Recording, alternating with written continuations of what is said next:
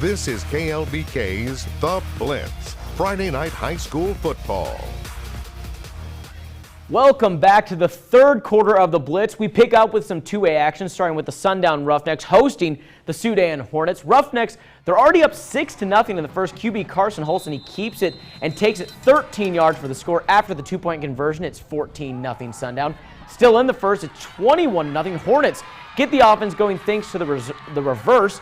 Josh Sarava takes it all the way down to the 1 on the last play of the quarter. The score to the start the second is 21-8. Sudan looking for more. Bodie Box goes downfield, but it's picked off by Carson Boggs.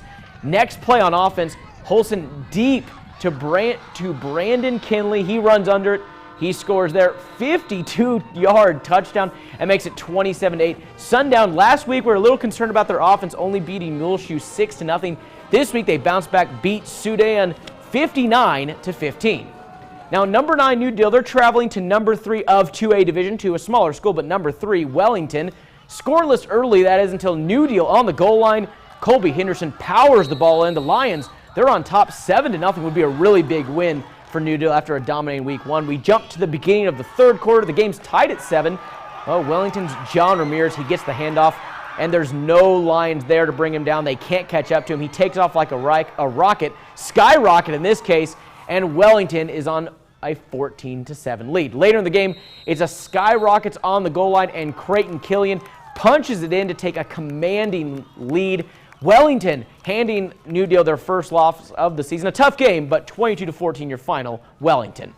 Floydada was supposed to face Lockney for the Floyd County Championship, but Lockney shut down for now with positive COVID-19 tests. Instead, Kermit's in town.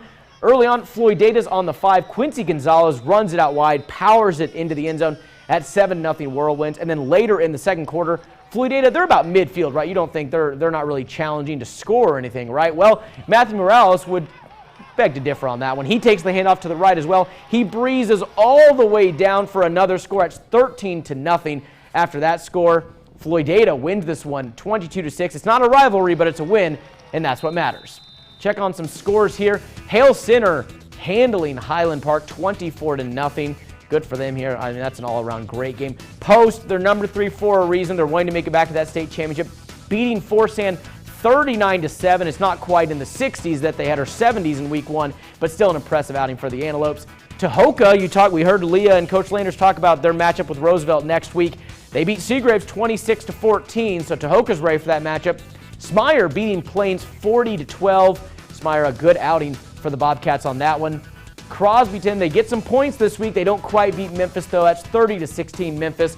Rawls, a tough loss in that one to Clarendon, 18-12. Really tough one for Rawls. They're going to want to get back on track here next week at home.